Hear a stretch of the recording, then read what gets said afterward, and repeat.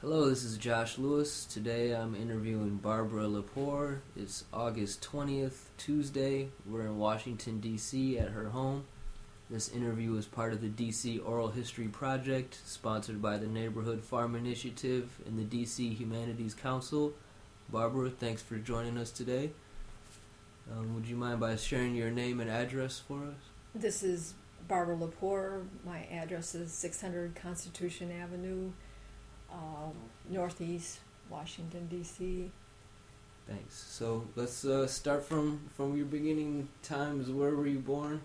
I was born in, I will say it, Plainwell, Michigan, but I was raised in Otsego. The hospital was 3 miles away in Plainwell, but I was raised my entire childhood in Otsego. This is a little town north of Kalamazoo. Okay. And who did you grow up with? I have 3 brothers and 1 sister. All right. And so, what was it like growing up in Otsego, Michigan? It was a small town, and about 4,000, a small paper mill town. My father was a printer. I grew up with 3 printing presses in the basement because that's where he had his business. And my mother was a teacher. She taught English in high school, and then she taught elementary school later.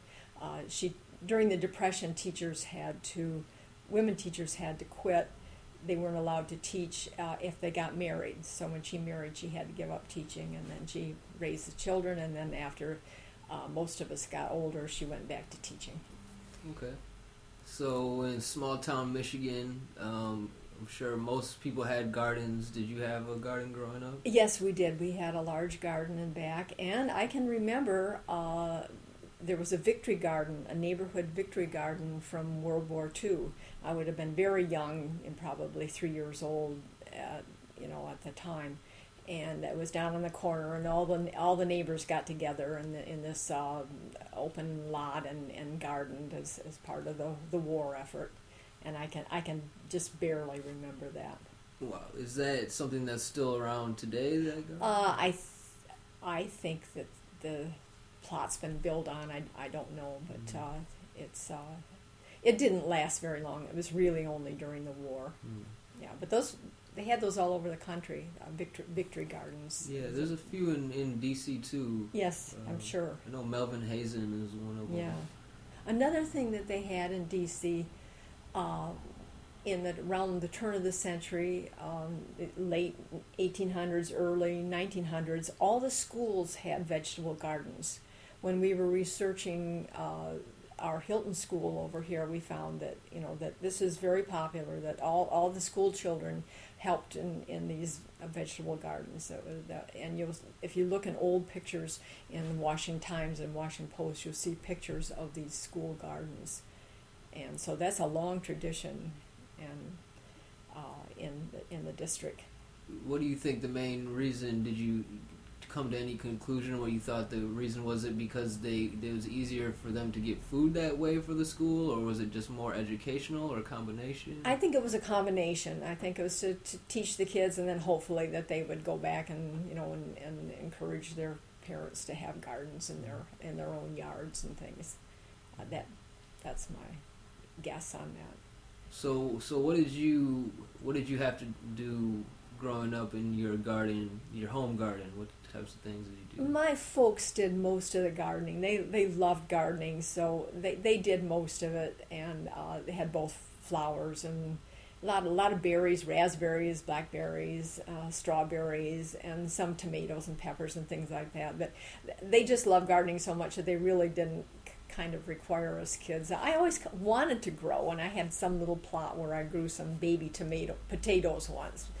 But I always wanted to garden, but it was kind of the parents' thing. So I didn't maybe that's what made me want to garden because I couldn't. So yeah, interesting. So you're probably most of your neighbors were into some form of growing food. And yes, most of the neighbors had some small garden in their backyard. It was very common.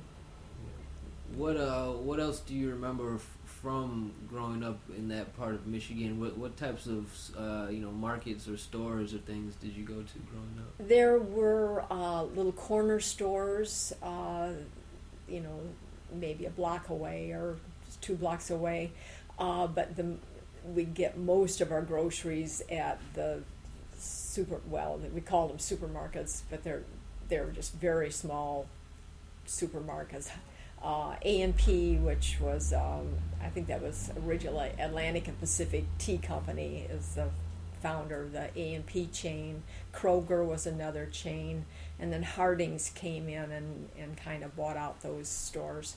So it was, regular small supermarkets. Mm-hmm. And so, how long did you stay in Otsego? In Otsego, until I went away to college. Let me say another thing. My father, because he was a printer, during the Depression, it was very common to barter because people did not have money. So my father was often paid for his printing in chickens, maple syrup, blueberries, things like that. He would do printing for people, and they would pay him in kind. And this got going during the Depression, but then it continued afterwards. So I can remember, although I can't remember the Depression, I can remember my father being paid in grocery items. Do you remember what kind of things he printed? It was mostly for businesses? Business. There were 3 paper mills in the town, and so he did all their business printing, and there was a food manufacturing Michigan Cottage Cheese Company, and he printed the lids for the cottage cheese and the potato salad lids and things like that, and then all the wedding invitations, everybody's wedding invitations, and basketball, football programs, all the school printing. He was the printer for a small town, and there's just a lot of printing that a small town requires. You said you had machines in your basement. Did he actually do the printing at your house? Yeah, he had 3 presses. He had a hand press when I was first growing up, or when I was a small child, and then a regular hand feed press, and then he got an automatic press, and then later an offset press, and then years later he got another press in the garage. But growing up, I was used to hearing printing presses running in the basement. That's where his. Yeah. Did you ever use it? My older brothers and sisters did help him and did help print. I think they didn't let me mess with the presses, but I did help do collating forms and things like that, and proofreading and that sort of thing. But no, I can't say as I ever ran the presses. So you're the younger of the siblings? I am. I have one younger brother. Okay. Yeah. And you went to high school in that town? Yeah, grade school and high school in Otsego.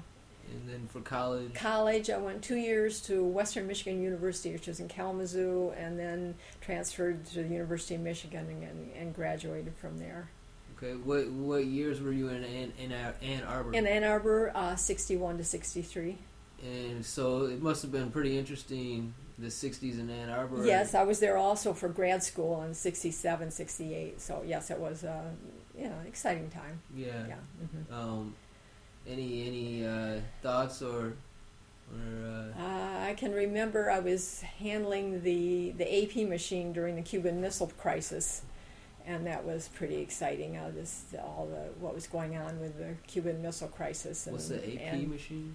Pardon, the Associated Press wire service machine. I was a journalism major at that time, and all the reports would come in about what was going on in the crisis, and I was in charge of posting them up, and everybody would crowd around to see, Wow. Yeah, it was very, very exciting time. Yes, I can remember that. So you said you were interested in gardening but didn't get much opportunity when you were young. When you moved on to college, did you look for any opportunities to have houseplants or things like that? No, I was just busy studying. Yeah. No, not during college. Okay. So where did you go after Ann Arbor? I joined the Peace Corps. and so I had training in Hawaii, and then I was assigned to the Philippines. Okay. What was the Philippines like? I mean. Oh, it was. My situation was quite interesting because it was up in the mountains. It was I expected to be tropical, but it was pretty cool. It was over a mile high. I could have worn my whole winter wardrobe. It was really chilly up there. And I was in the Trinidad Valley, which was a big vegetable garden, and it supplied all the so they grew all the temperate crops for the rest of the country, because they could grow tomatoes and peppers and all of that you couldn't grow down in the lowlands in the tropical areas. So I was just surrounded by vegetable gardens there. Did they have any interesting or unusual techniques that you noticed or later thought back on? They used what we call, they weren't supposed to, but we're pretty sure that they used night soil, which is human waste for, that, but technically, you're not supposed to do that. But I have it on good authority that it did get used sometimes. Yeah. So, but it was all pretty much organic. I think they were growing, using manure and that sort of thing to compost. Up further in the mountains was the rice terrace country. Oh, I tell you, in my area, the other thing they did slash and burn up in the mountains behind my house, where you burn down areas and then you that forms an ash, and then you plant in the ash, and it's called a slash and burn technique. And they would plant upland rice, which is different than the lowland rice that they plant in paddies. It's a dry rice, and so they were growing that all up the sides of the mountains. And then they would burn an area, and they would grow in it for a couple years, and then the soil would be depleted, and so then they'd burn another area. So in the dry season, we'd see these fires and things up in the hills around our house, where they were doing what they call kayinging, which was slash and burn. So were you involved in actually growing anything in the Philippines, or? We did have a garden for a short time in the yard, but really not too much. I was kind of busy with teaching and other things. So, yeah. What types of foods were available there that you weren't used to, or like what was it like at the markets or things? How did you get? The markets were,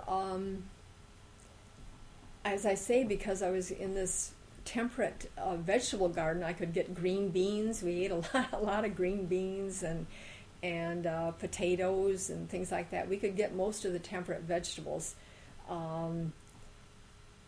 We ate probably a lot of carabao, and we got a lot of fish. They brought up fish from the lowlands, so and we had a little clay stove that we would grill things on.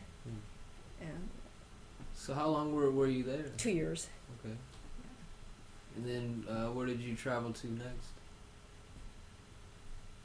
Well, I spent about 4 months getting home, so I kind of traveled around the world and on a shoestring. Okay. Yeah. Anything significant that That's probably a long story. That would take up. Okay. Well, I was in Cambodia and places like that, and India and boyfriends all over.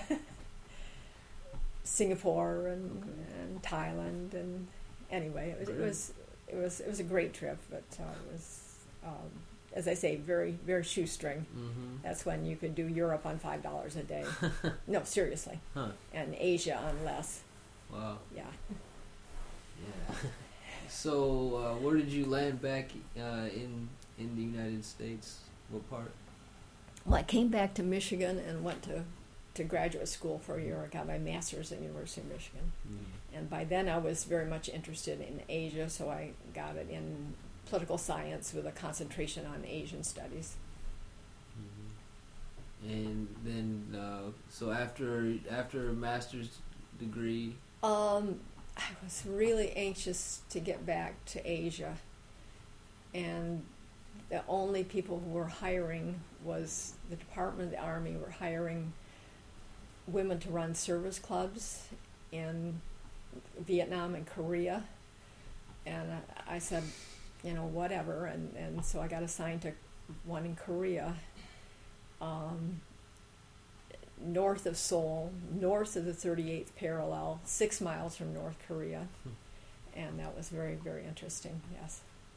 and so we're talking about like the early 70s? This is 69 Okay. and 70. Okay. Yeah, it was just 1 year. Yeah, 69, 70.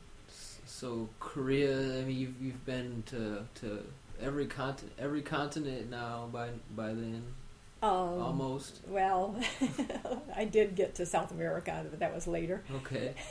So, I mean, how was Korea? How long were you there? It was a little over a year. Yeah. Yeah. All right. It's very interesting. Yeah. It was. Well, what kind of foods did you experience in any of the Asian countries that you were Well, I learned to eat kimchi Mm-hmm. and bulgogi and other yakimandu and other wonderful Korean foods. Mhm. Yeah. It sounds like you still enjoy some of Oh them yes. today. Oh sure. Yeah. Yeah. Yeah. All right. So after Korea. After Korea, I came back and went to Chicago. Mhm. And I worked there for 3 years as a Southeast Asia research editor on the Encyclopedia Britannica, the new edition that they were putting out. It was the last new edition that they ever did. Yeah. So. Wow. So you have you like credited in somewhere in the encyclopedia, or I guess. Wow. Yeah. That's impressive. Yeah. All right. So Chicago, how many years there? 3 3 years. So Yeah. we're up to what, about 73, 74? to 74. Mhm. Yeah. And were you growing food in Chicago or just working? I did. I lived in an apartment, and I tried to grow vegetables on my roof. There was a roof deck for the apartment building, and I tried to grow a little bit there, but not very successfully. No. What was the problem? Well, just too hot, too dry, and I didn't have a big enough containers. Mhm. Just container gardening. So, Do you remember what you had up there? oh, probably tomatoes. I don't know. Yeah. All right. So 74, no more Chicago. Yeah. Where are we I now? went to Algonac, Michigan, to Okay. work on an Encyclopedia of American Indians. One of the Britannica editors was heading that up, and I worked on that for 2 years. All right. So that's about 76, 77? 76. Sounds like you're coming. Or 75, actually, 75. 75, late 75. It sounds like you're getting ready to head to the East Coast soon. I did a short trip to South America. South America. Yeah. All right. And then came to Washington. Wow. So after you've been all over the world, why did you come to Washington for a job, or? Yes. I Okay. had been heading to Washington all my life. I was a political science major, Oh. and this is where I really wanted to be. And I was headed here in '63 when Kennedy was shot, and I said, I don't want to go there anymore. And but then I was ready to go again and ready to come here then. And Okay. it's 76. All right. So you, what neighborhood did you move to in 76? Capitol Hill. My brother and his wife lived. They lived down the street in Southeast, and they found me an apartment right across the street, Mhm. and so that was very handy. Do you remember anything that stood out to you about the neighborhood? Or? It's nice. Capitol Hill is nice. Was as nice then as it is now, and I think the Washington Post has always tried to make it out as a very dangerous neighborhood, but that's a bunch of hooey. It's always been a very nice neighborhood, and anyway, so yeah, no, it's a great neighborhood. It was a great neighborhood then, and it is a great neighborhood now. So 76 in DC in Capitol Hill. You're in an apartment. You're interested in growing food at that point? Yeah, I tried to grow some in my front yard, but too much shade, nothing grew. So it seems like everywhere you went. Everywhere I went, I tried. Bit, yeah, everywhere least, I went. Yeah. So what did you? Do you remember any of the first places you like to go? I mean, maybe any restaurants or markets or stores where you went when you first came to DC? Well, of course, Eastern Market, which was very convenient, and that's always very nice. And same thing, just shopped at the little corner stores. And there was this. In those days, there were two Safeways on 7th Street, one in Southeast, one in Northeast. Very small Safeways. They're both gone now, and that's where we shopped. So, you met your husband pretty shortly after you came to DC. Yeah, about a year and a half after I'd been here. Okay, and you both decided you wanted to stay on Capitol Hill. Yeah. You bought a house, and so how did the growing food adventure go from there?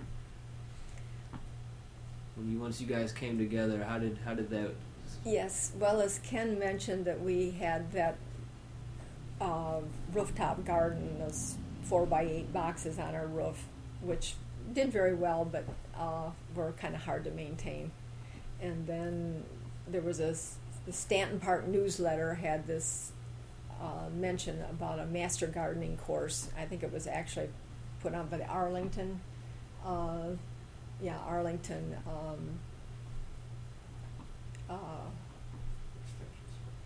Anyway, master gardening or a cooperative extension service, Arlington Cooperative Extension Service, and they sponsored it. And it was a wonderful course, a 10-week course, I think twice a week, and we learned a lot in that.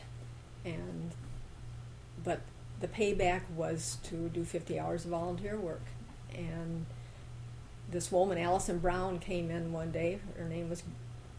She was from GROW, Garden Resources of Washington, and she said, I need volunteers for this new garden down on the mall across the Air and Space building. And so we said we'd do it. And along with Dave Smith, one of the other gardeners, or master gardeners. And so we went down there. I remember the first night we went down there, and the ground was so hard we couldn't get a shovel in it. It was so compact. I mean, you could not literally get a shovel in it.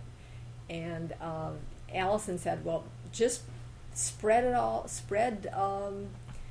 this leaf mulch. And they delivered, just truckloads of leaf mulch. And they said, just spread that down there, and we'll plant in that. And they had a press conference coming up. The thing was sponsored. They had a grant from Glad Bags, and Glad Bags paid for building the shed and the timbers for laying out the garden. But they wanted to have a press conference, showing what they had sponsored. And Ken was down there. I wasn't there, but Ken came down and spoke at the press conference.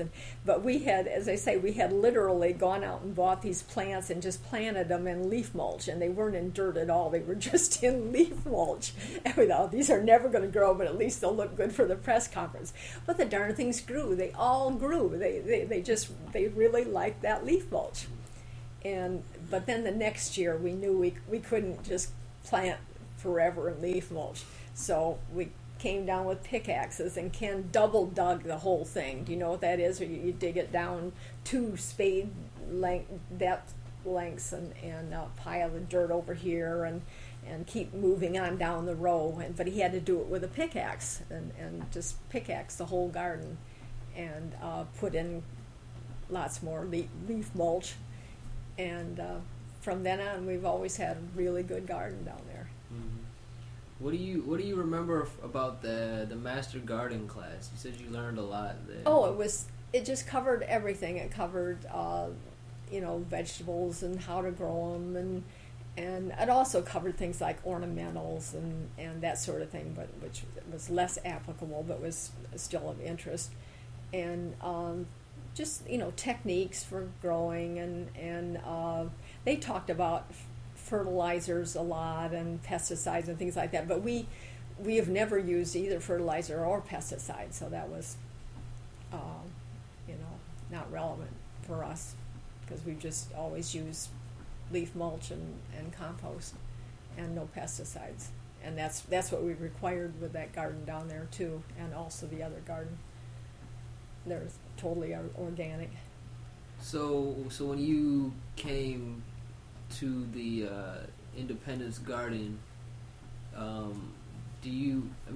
was it like? I mean, because you in terms of growing stuff, because you grew stuff in probably every climate or close to every climate. I mean that there is. Was it just pretty easy just to pick up here and?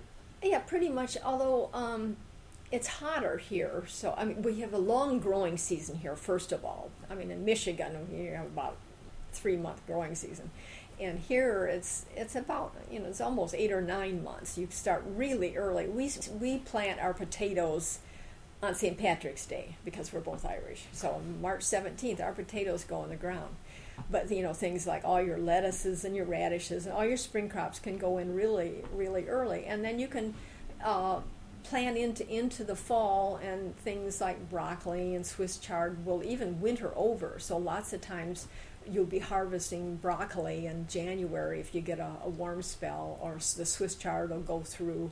Or you can leave your carrots in the ground until it freezes, and so it's, that's what's really nice is the long growing season. But the hard part is things like lettuce and all your spring crops. They're done by mid-May. It's just too hot, so you can't. Back in Michigan, we could have lettuce through the summer, and you can't do that here. And things like Brussels sprouts, we have never been able to grow. I think it's just too hot for them. You just can't get them started soon enough, and they just really, we've given up on Brussels sprouts. But that's kind of the main difference. Do you remember any of the?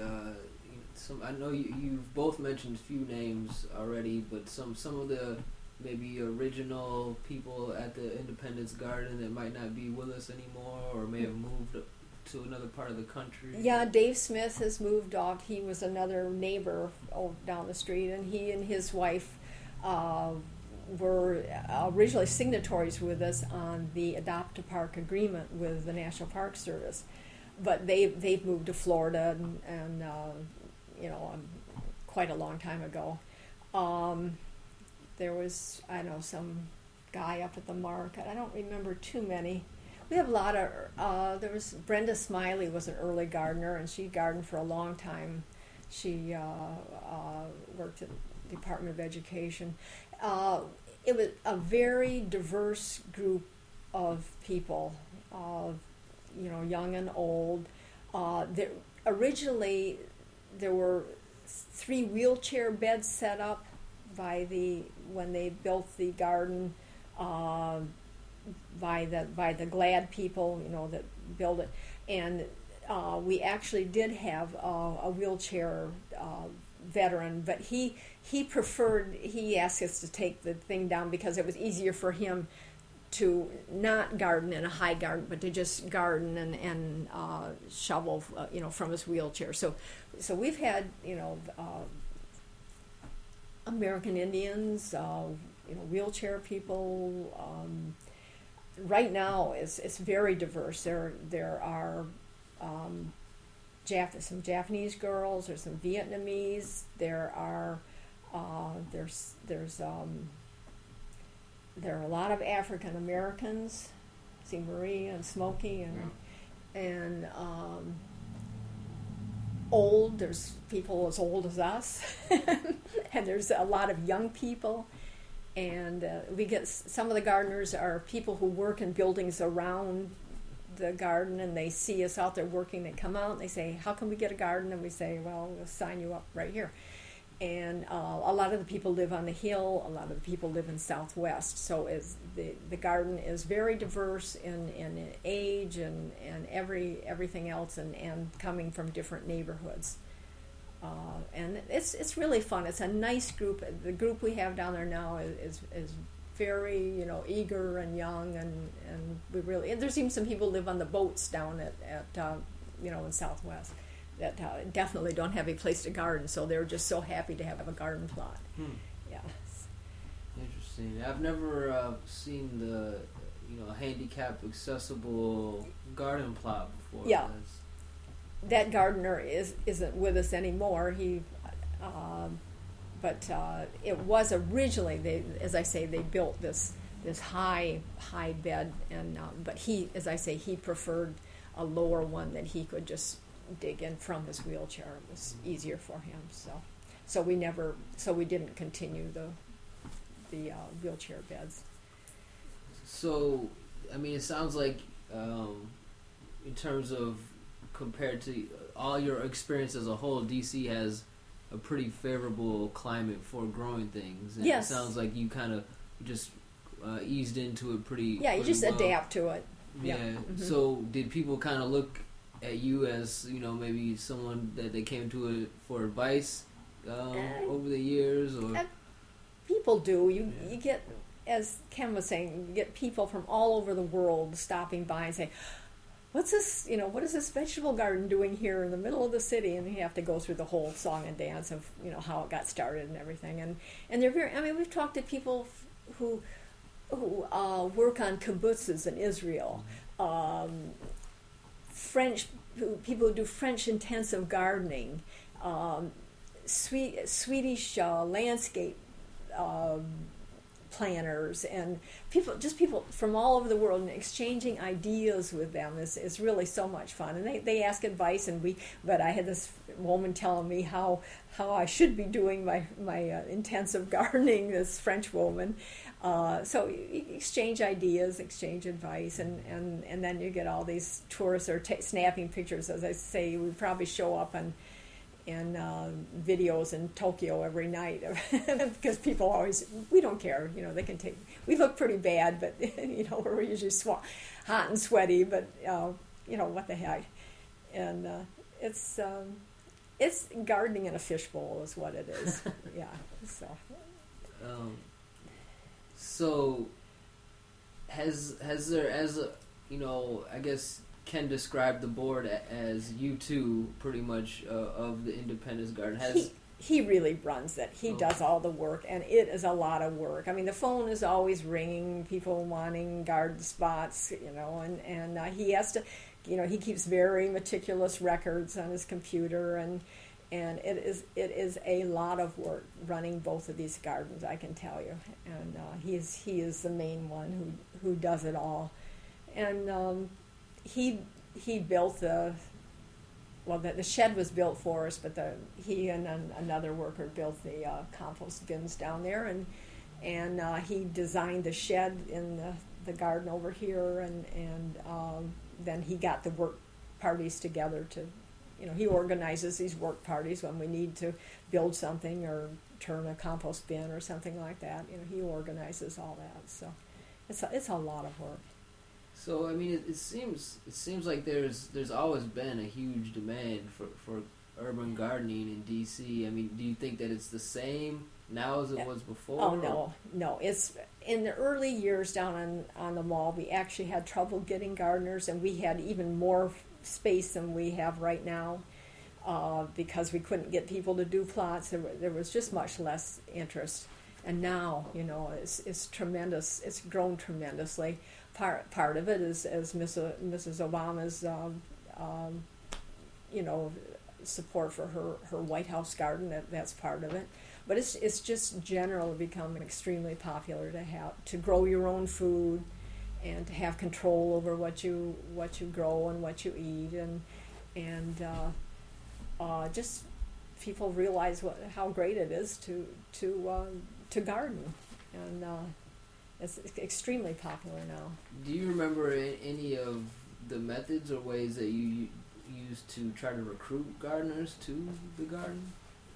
I don't know that we've ever recruited, except when people, in the early days, and people stop and admire our gardens. We say, "Would you like a plot?" In those days, we were actually trying to get people that looked like they would be interested in doing it, and we tried to recruit people. Just people would stop, but that's about the only way. How connected were you with the other community gardens in the 70s and 80s in the earlier days? There weren't too many other gardens. We were aware that there were some up in Northwest, but we really didn't know any of the gardeners up there, and so we weren't too connected. As we are now, we're very connected with the other gardeners on the Hill, largely because of Pat Taylor, and she has an umbrella group that under which all of us fall, and we kind of meet once a year and support each other and exchange ideas. Yeah. So, when you got involved in the other garden here, Hilton, this was in the mid-90s. This was 93. Yeah. 20 years ago this year.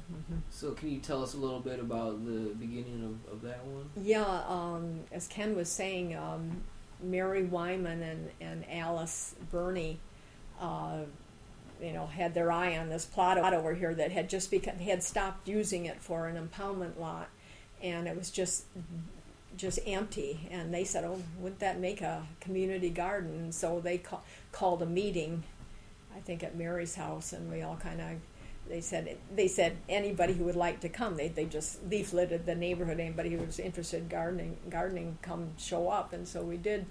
And then they talked to Judy Tiger, was then the head of GROW, Garden Resources of Washington, and she helped us, work with the city and get permission and get. I think she organized, asked Frank Joy, I believe, to see if he could take up the asphalt, which he did, which was wonderful. It was fabulous, because I could see us otherwise out there with pickaxes trying to take up asphalt, and he did. And then I think the city brought in a couple big truckloads of leaves. He also brought in some fill dirt, and we used that, and then the leaves that the city brought in, and we laid out got the boards from Charlie Horse and laid out the design. And Ken did the design, and then he was elected chairman that year, and he's just been chairman ever since. So. What are some of the challenges in terms of just maintaining? I know Ken was talking about people maintaining their plots, and there's lots of different intricacies involved. Can you talk about some of the challenges that you've had over the years? Yeah, as I say, it's very loosey-goosey down on the mall. You can't, people are all volunteers, and it's just what they, if they have time to do it, they do it. And most of them do a pretty good job, but sometimes they fall down. This garden, we actually have inspections 3 times a year to try to keep up because we want it to look good for the neighborhood. And so we try very hard to keep it a good-looking garden, and then challenges to get everybody to kind of volunteer and help with things like building the shed, turning the compost bins, cutting the vines on the fences. There's a lot of work that goes into keeping a garden looking good, and Ken is the one who really organizes that. And then of course just the phone rings all the time. People, we would like to get in your garden, and it's so sad that, yes, we'll put you on the list, but it's going to take a long time. And there really needs to be more gardens all over the city, and I would encourage anybody. We walk around the city a lot, and we see empty spaces, and we think, now that has full sun, that would make a fabulous garden. There's some places down in Southwest, some in Northeast, even Northwest, and then people just have to really get on it and try to see if they can, get the use of these lands. The Garden Resources of Washington was great at that, grow, and they've sponsored many of the gardens that you see in the city today, but I don't think they're in existence anymore. But there's really a need for that, some overarching group to really sponsor, because there's vacant ground all over the city that could be used as gardens, and there are people who want to do it. So the more that can be done on that, the better. Do you have any suggestions on how people should take action, or in terms of doing that? I don't know. Your organization, I think, is probably one of the leading lights on that. But Neighborhood Farm Initiative. Yeah. Yes. Exactly. And but there needs to be more, and the city needs to just look very kindly on using, because it brings people together. The people in the garden that are in the garden now, there's probably 50 gardeners over there in Hilton Garden. We didn't know any of them. We had been on the hill at that time about 15 years. We did not know any of those people personally, but they were all our neighbors. Now they're really our dearest friends. They're the people that if you need to go borrow something, you needed help with something, that's who we would turn to. And so it's just a tremendous community builder. So community gardens is something that should just be fostered in every neighborhood and every part of the city and every part of the country, really. Yeah. So it's obvious, that you have noticed an increase in the amount of people that want to garden. Yes. It's obvious that there's an increase in the number of gardens in the area. Yes. So it seems like things are moving in a positive yes. direction. Indeed. Do you think that trend is going to continue? I think it will. I think it's people are more interested in their health. They're interested in they're concerned about obesity, and certainly gardening fights obesity and both in your diet and then the exercise that you get in working in a garden, and it's just, I think the trend is upward. I don't see any reason why it shouldn't continue upward, and it should be encouraged in every way by the city government. So I know Ken mentioned, he talked about some of the different plants and crops and things you grow. What are some of the things that you look, I can't wait till spring because every year we get this. What are some of your favorites? Well, I discovered peas this year. We used to grow snow peas, which are very nice and everything, but I had never had fresh peas from a pod, and just last year I thought, well, I'm going to try them. They are fabulous. They're nothing like frozen or canned or anything else, and if you grow your own peas fresh and cook them up that day, they are fabulous. Another one is we grow these Italian beans, Italian bush beans that I get the seeds from Burpees, and you can't get those anywhere. You can't get them in any market. You can't get them in any grocery store. And we just, we had some last night, and they grow all through the season from, June. We'll probably, have them into September. Our own, as Ken mentioned, our own for sweet potatoes and potatoes taste better than any that you can get in the store. The taste is just so much better. I don't think it's just psychological. I think they really are. Yeah. So what do you think about, all the new gardeners that come in, that sometimes, do people just not have enough time these days to really keep care of their plots? Because I feel like a lot of people come in and they're really anxious and ambitious to get going, and then they hit a wall and it's like, oh, I don't know what I got myself into. Do you think that it's just more of a lack of not enough time, or is it? There is that. We often get people who are just so excited. They really want to garden, and you think they're going to be great, and then they really just slack off. But it doesn't take that much time. 2 or 3 hours a week, you can really do some serious gardening. I think they just, I don't know, they lose interest or whatever. But anyway, so I think that I don't think that it's that demanding that most people don't have the time to do it. So And it's a good break from whatever else is going on in your life.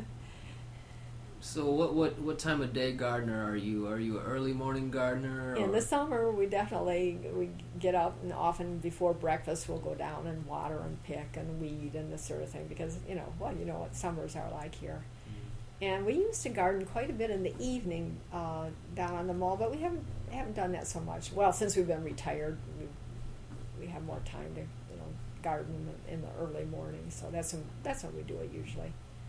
Have you noticed the same sense of community at the Hilton Garden as Ken was talking about? There's more there simply because it's a neighborhood. Each garden really has to limit itself to the surrounding neighborhood. Otherwise, if you got people from so far away, they won't be regulars. So this is limited to Capitol Hill, which is a pretty big area, and so naturally you see people in the garden, and you see the same people in the grocery store, or you see them in church, or they belong to the Stanton Park Neighborhood Association or Capitol Hill Restoration Society, so you have connections with them, 4 or 5 different ways. So naturally, it's more of a community. The ones down in the mall, the people come from, as I say, Southwest and Capitol Hill, and people who work there. There's even some people who live out in the suburbs and come in and do the work after work, or come over at noon and work. So you just see them less often, but it's no less friendly. I think gardeners are just special people. People who like to garden are just good people. That's terrible, but. So I've only been in DC for 3 years, but the 3 years that I've been here, I think the weather has kind of been different every year. Yes, this year was very different. It's the coolest summer that we can remember. How does that compare to your? I mean, you've been here about 30, a little 30, more. 30, 37 years. Yeah. How does it compare to the rest of the time you've been here? Well, as I say, this summer has been about the coolest that we can remember, and it's been very, very nice. We've had some awful summers where it would be over 90, 3 weeks in a row. But we're both Northerners, so in a way we've never really adjusted to the to the heat, but we deal with it. But have you noticed like a drastic change from year to year in the way that it has been? Oh, you mean like global warming? It's hard to say because, like I say, this year has been cooler. Yeah.